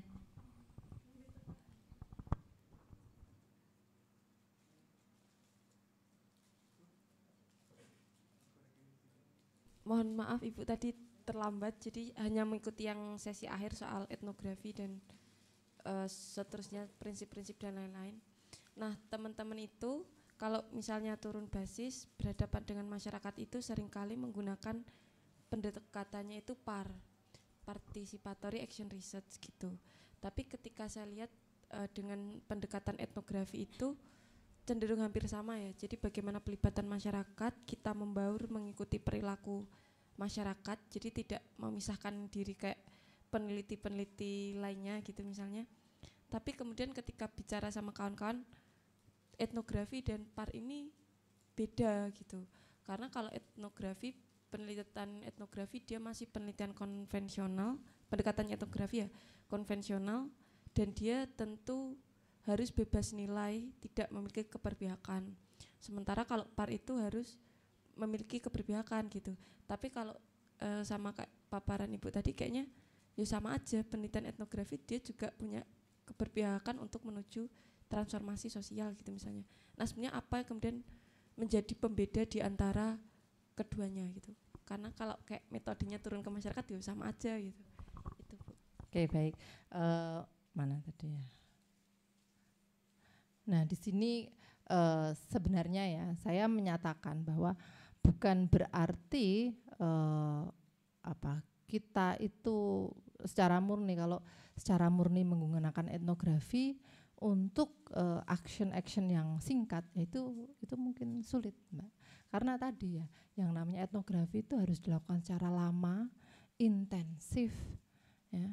Dan tadi ya ada yang sudah etnografer atau antropolog itu kalau di lapangan ada yang sampai belasan tahun. Kalau dosen saya itu dulu 3 bulan atau 2 bulan udah pulang itu diece-ece gitu. Ngapain ke lapangan kok cuma 2 bulan, itu kayak capung cebok katanya. Capung cebok itu tahu capung ya Pak ya? Capung itu nemplek di air dah pergi, nemplek di air dah pergi, nemplek di air dah pergi. Oh, kalau penelitian etnografi menggunakan cuma sebentar kayak capung cebok gitu kan sama ya memang karena memerlukan waktu yang lama, intensif ya, sehingga tadi kita tidak hanya ya kita mungkin tidak hanya mendengarkan apa yang mereka jelaskan kepada kita, tapi juga mendengarkan apa yang secara keseharian mereka bicarakan. Ya. Jadi kalau seringkali kan kita kan maunya memahami masyarakat itu datang, tanya, maumu apa? Gitu ya. Ya kan? Mereka kita mau ini gitu. Tapi kita tidak tahu sebenarnya kesehariannya seperti apa. Ya. Di balik keinginan mereka yang seperti itu apa sih yang mendasari? Karena apa? Kita tidak mengikuti keseharian mereka. Ya, kita hanya mendengarkan apa yang mereka jelaskan. Nah, tapi kalau untuk aksi-aksi yang singkat, ya, saya kira beberapa prinsip etnografi ini yang bisa digunakan. Ya. Jadi mungkin ya kalau sama dengan PAR ya mungkin sama itu ya. Tapi sekali lagi bahwasanya studi-studi etnografi seperti ini ya, prinsip-prinsip ini ya bisa secara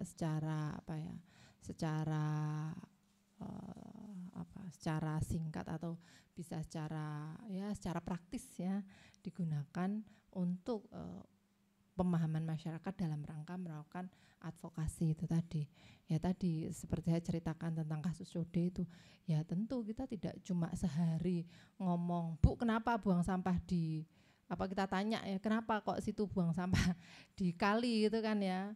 Ya mereka jawab ya udah kali itu tempat sampah gitu kan ya. Ya emang situ kita mau buang kemana lagi gitu.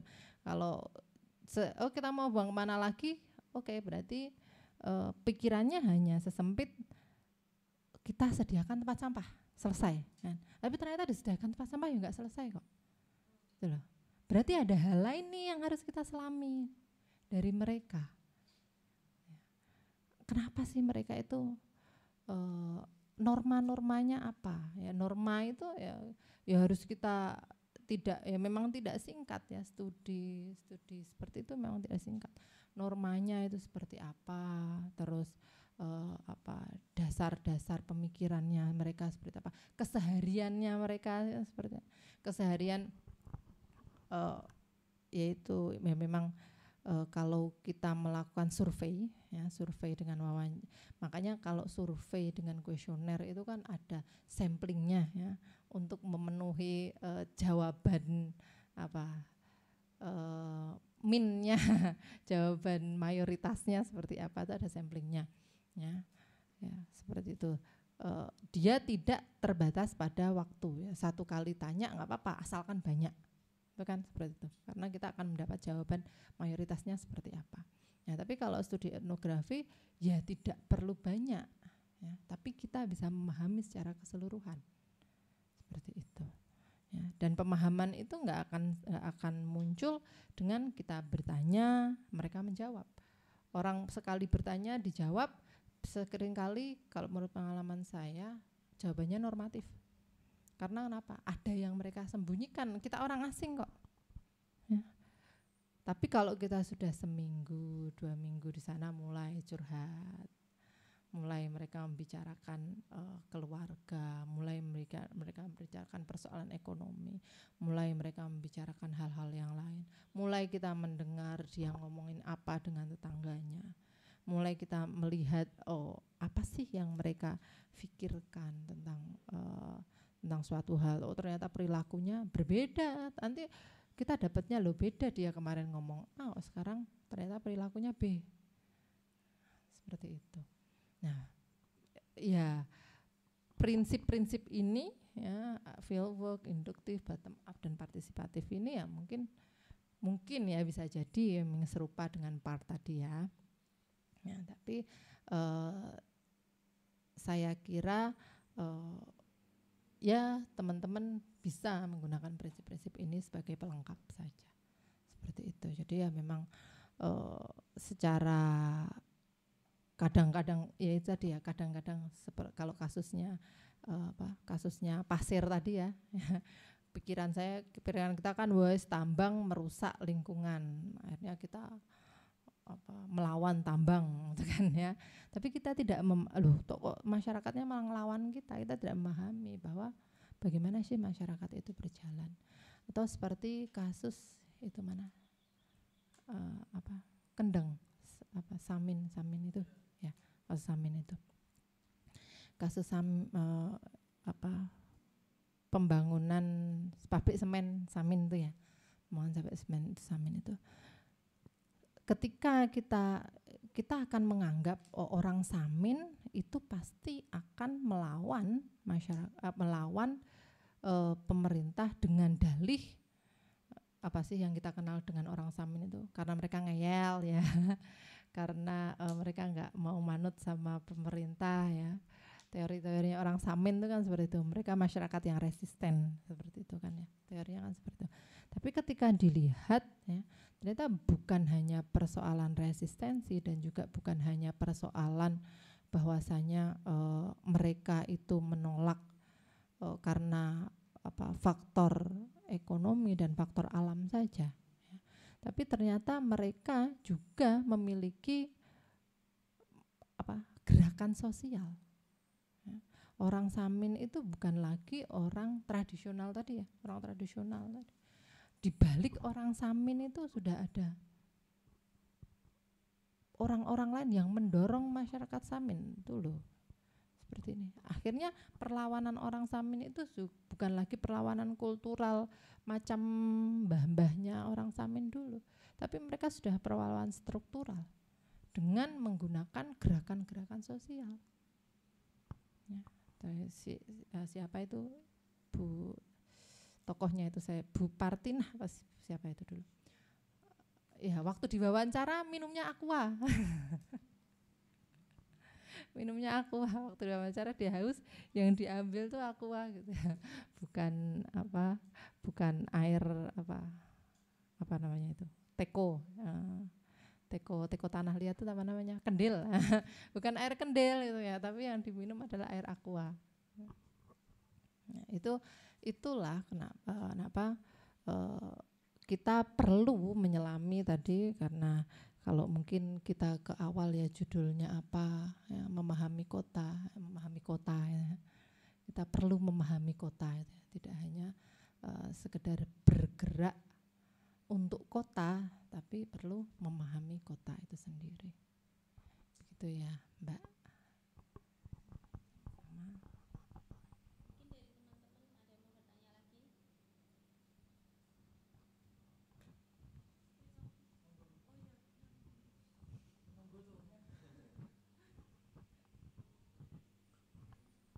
Ya harapannya ya bermanfaat ya. Saya ya itu tadi karena memang fokus studi saya sebenarnya bukan perkotaan ya, tapi saya melihat tentu saja studi-studi perkotaan dalam antropologi yang berkembang seperti ini itu bisa dimanfaatkan dalam gerakan-gerakan semacam ini, ya, gerakan-gerakan advokasi perkotaan. Baik Bu Ida, ini mungkin terakhir sekaligus penutup ya Bu, ini sedikit pertanyaan. Jadi histeria itu kan memang sudah banyak bekerja dengan kampung-kampung kota terutama di Semarang, dan di tahun 2012 kami itu mulai masuk ke salah satu kampung kota di tengah kota, itu di Kampung Bustaman. Nah itu kami di situ mulai dari nol, jadi mulai dari riset awal dan sampai saat ini sudah kurang lebih ya sudah 10 tahun berarti. Dan pada prosesnya kami itu berhasil sama warga membuat salah satu event festival besar di sana setiap 2 tahun, namanya Tengok Bustaman, itu semacam bienal kampung. Kemudian setiap 1 tahun sebelum puasa itu ada festival seperti nguri-nguri budaya, itu namanya Gebyuran Bustaman. Akan tetapi saya kan baru join di Histeria kurang lebih 2 tahun ini ya Bu. Nah itu yang saya lihat dari 10 tahun ini timelapse-nya tuh kalau dilihat dari dokumentasi lama itu sebetulnya secara place itu masih sama gitu Bu, karena di sana sebetulnya yang paling concern itu adalah masalah kebersihan, karena di sana kampungnya kecil sekali, mungkin jalannya itu hanya cukup untuk 1 motor, jadi cukup untuk 1 motor kecil, rumah itu saling berhimpitan, pintu dengan pintu itu langsung berhadapan, dan mereka tidak punya drainase yang memadai. Nah itu yang ingin saya tanyakan, apakah dengan adanya mungkin teman-teman dari LSM, kemudian NGO juga seperti Histeria yang nggak sebentar ya Bu mengadvokasi tempat tersebut untuk tentunya mengarah ke yang lebih baik gitu dan juga mandiri, itu sebetulnya itu nggak sih Bu didasari juga dengan masyarakat itu yang tentunya juga mau berubah nggak sih Bu? Karena 10 tahun kalau melihat kemudian melihat prosesnya kok ternyata sampai sekarang ketika tidak ada event atau memang histeria lepas itu ya kembali lagi seperti wujudnya seperti awal gitu. Jadi bisa dibilang kesiapannya itu temporal aja gitu ketika mau ada event atau mau ada kedatangan tamu siapa gitu. Nah itu gimana ya Bu menghadapi case yang seperti itu gitu? Oke ya, saya kira kalau kita lihat ya co-foundernya Histeria itu Mas Adin ya, saya kira ya mungkin sudah banyak perspektif keterlibatan itu ya dalam kerja-kerja di perkotaan di Semarang. Itu saya lihat beberapa studi-studi Histeria atau beberapa kerja-kerja Histeria juga saya kira ya sudah perspektif itu sudah masuk ya. Bagaimana ya, tentu saja itu tadi dengan adanya kesadaran ya. Kadang kita kalau kita sudah melakukan partisipatif ya, tapi kita tidak menggugah kesadarannya dulu ya. Ya seringkali memang masyarakat hanya berpartisipasi seperlunya mereka, karena mungkin itu bukan pada concern mereka juga ya. Seberapa persen sih dari kita yang concern terhadap kebersihan? Coba teman-teman yang kosnya bersih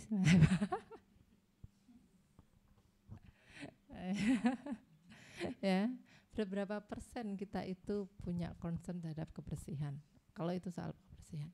Maka yang perlu kita gugah adalah kesadarannya. Setelah kita memahami mereka, ya, pertama tadi ya dalam apa namanya advokasi partisipatif ini yang pertama itu kesadarannya dulu. Ya. Kesadarannya mereka akan ini loh, pentingnya kita melakukan ini. Mengapa kita harus bersih dulu? Ya memang persoalan kebersihan ini karena itu tadi ya apa ya bagi masyarakat kita itu masih nomor sekian. Ya.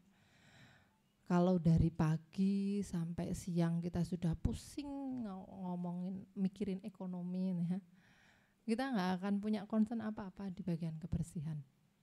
Ya. Makanya yang bersih itu rumah siapa? Ya mohon maaf, yang orang kaya yang rumahnya bersih itu rumahnya orang kaya. Ya, kalau belum kaya ya sebagian besar mereka belum punya concern ke sana, belum bisa mikir sana, ya mikirnya ekonomi dan sosial dulu, ya ekonomi dulu aman, sosial aman, karena apa? Ya sosial itu yang mengamankan kita kan, ya, ekonomi kita belum aman misalnya, tapi sosial kita aman, ya ada yang meninggal, orang-orang datang nyumbang, ya kan? Ada yang hajatan, orang-orang datang nyumbang, sosial kita aman gitu ya. Jadi kita tidak menanggung sendiri biaya pemakaman misalnya, tidak menanggung sendirian biaya pernikahan seperti itu. Ya. Yang diamankan mereka itu dulu, jadi kebersihan itu udah tidak tahu nomor berapa itu kalau bagi masyarakat. Maka kita pahami, lalu kita gugah kesadarannya. Perlunya apa? Dan ya adanya keterlibatan mereka itu juga akan ya pertama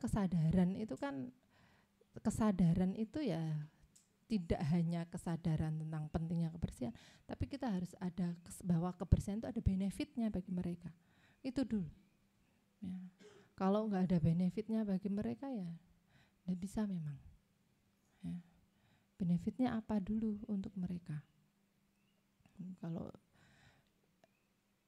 kenapa ya tadi masyarakat itu ya yang mereka amankan kehidupan mereka dulu. Kalau itu tidak berimplikasi banyak terhadap kehidupan mereka ya itu tidak akan dipikirkan ya. Memang kerja-kerja seperti itu ya bukan kerja yang singkat ya, bukan kerja yang mudah ya. Memang butuh juga keterlibatan secara penuh, butuh konsentrasi secara penuh.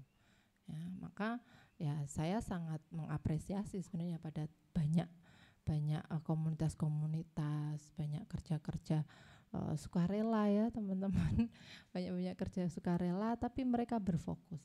Ya. Sulitnya memang memahami manusia kayak dalam sekarang itu ya dalam ilmu sosial itu sudah diomong, nggak ada namanya ilmu yang objektif itu. Objektivitas itu apa istilahnya itu ya? Objektivitas itu sudah musnah. Tidak ada.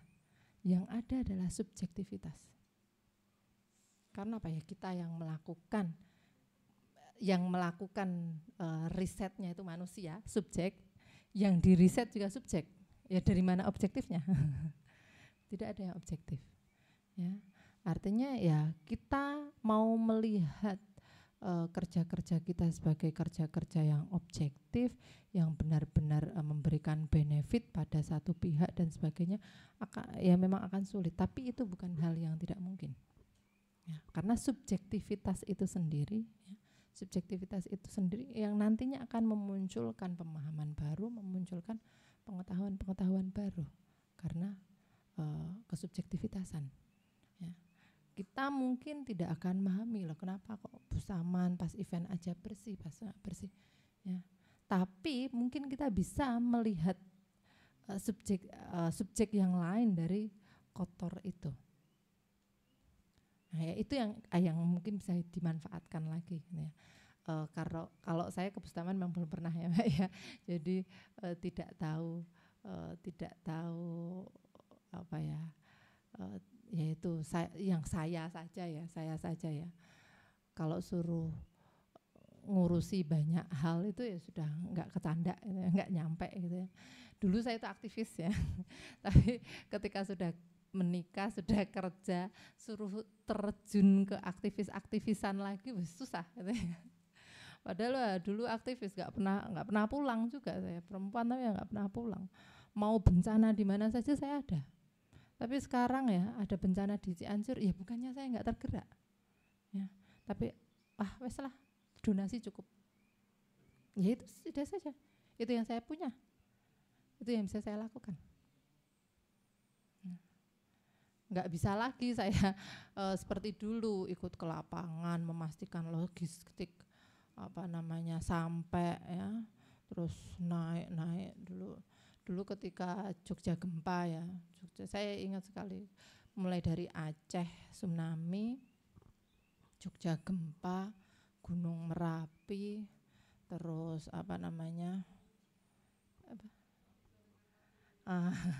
Lapindo dan sebagainya.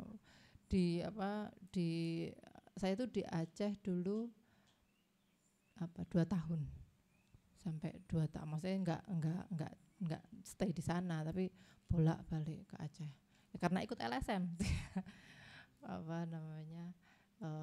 Di sana concernnya ya ke blusuk ya, sekarang sudah nggak bisa saya melakukan itu, terbatas ya. Begitu juga dengan masyarakat lain, karena ada concern yang lain, maka concern mereka terhadap satu hal itu terbatas. Tapi itu tadi memang perlu kerja-kerja yang intensif tadi, melibatkan kesadaran dan juga melibatkan keterlibatan mereka. Itu sih Mbak Nela. Baik, terima kasih Bu Ida. Dari teman-teman cukup. Baik, mungkin karena waktunya udah jam 12 juga ya Bu. Jadi kelasnya saya akhiri. Terima kasih Bu Ida atas sharing-sharingnya hari ini. Semoga bermanfaat untuk teman-teman dan menambah pengetahuan teman-teman untuk ke lapangan juga. Karena nantinya teman-teman akan membuat prototype project di beberapa kampung yang jadi jaringannya Histeria. Nanti kalau mau tanya-tanya di luar kelas boleh nggih Bu? Nggih. Baik, terima kasih. Kelasnya ditutup. Wassalamualaikum warahmatullahi wabarakatuh. Foto